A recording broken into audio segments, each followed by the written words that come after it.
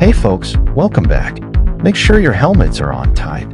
Today we're riding the newly resurrected BSA Bantam 350, arriving 50 years after the original, now reimagined as an A2 perm bike.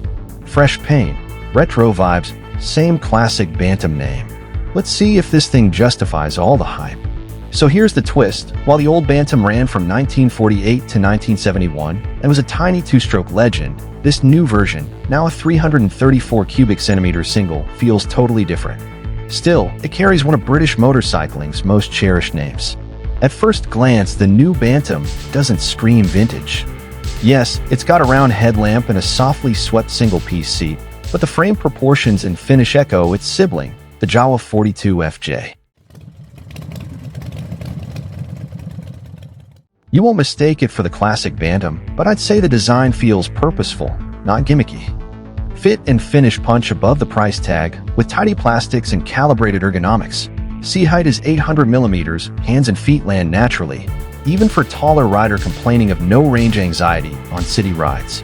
Powering this beast is a 334 cubic centimeters liquid-cooled DOHC single, pushing out 29 horsepower at 7,750 RPM and 29.6 Newton-meters at 6,000 RPM. Despite modest output, the engine feels punchy from idle. The rumble off the slip-on exhaust is richer than you'd expect from a 350 cubic centimeters bike, paired with a buttery smooth delivery. Braking duties done by Biber Brembo's more chill cousin 320 millimeters disc up front, 240 millimeters at the back. Knee dips are evident thanks to entry-level fork and preload-only rear shocks, so dive into the binders at speed and the Bantam leans forward noticeably. Surprisingly though, MRF tubeless tires grip well in dry cornering.